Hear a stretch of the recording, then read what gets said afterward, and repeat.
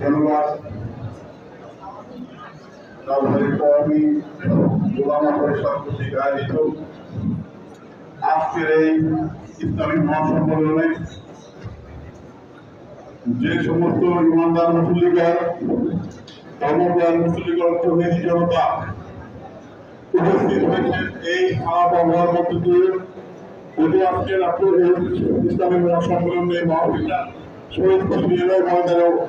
হওয়ার কথা ছিল। আবহাওয়ার কারণে আজকে এখানে অনুষ্ঠান হতে যাচ্ছে। এত বড় আলেম ওলামা মাশায়েখ এর সম্মেলনে যে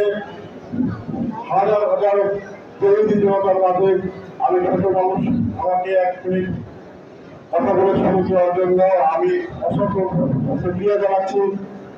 মহান আল্লাহ পাকের দরবারে এবং আমার ধন্যবাদ জানাচ্ছি আমার শ্রদ্ধেয় বড় ভাই এই রাজধানী জেলা কওমি ওলামা পরিষদের সাধারণ সম্পাদক ইলিয়াস মোল্লা ভাই এবং সভাপতি মাসুম বিল্লাহ রেফারি ভাই। আজকে এটা রাজনৈতিক কোনো মঞ্চ নয়, এটা কোরআনের আলোকে ইসলামের দ্বীনের দল, এটা ইসলামের আলোকে এই সমাজের ইসলামের আইন প্রতিষ্ঠান, এই সমাজের শান্তি প্রতিষ্ঠার জন্য রাসূলের দেখানো পথ অনুসরণ করার জন্য নবী রাসূলের দেওয়া যে মদিনা সমাজ অনুযায়ী সমাজ ব্যবস্থা সেই সমাজ ব্যবস্থা গড়ে তোলার জন্য মাসিক সমাজের জন্য এই প্রতিনিধি জনতা এবং ওলামা মাশায়েখগণ এই পৃথিবীর সম্পর্কে ওদের যুদ্ধ জঙ্গলের যুদ্ধ খন্দকের যুদ্ধ যেভাবে অনুষ্ঠিত হয়েছিল নবী করিম সাল্লাল্লাহু আলাইহি সবাই থেকে আরো লড়াই করে যাচ্ছে। যেমন লড়াই করেছেন এই সরকারের বিপক্ষে আমাদের অসংখ্য আলেমের দিনকে হত্যা করা হয়েছে,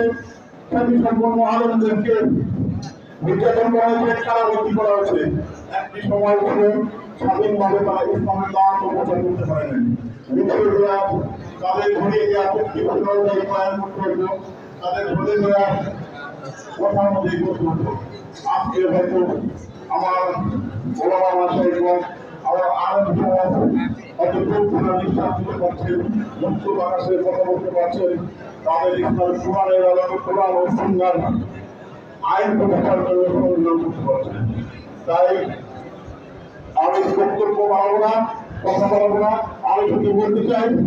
আজকে দেখেন মুসলিম বিশ্ব যদি একত্র করে তাহলে আবার ওই ফিলিস্তিনি গাজার যে নিষ্পাপ ছাত্ররা যা খাবারের লাইনে তাদের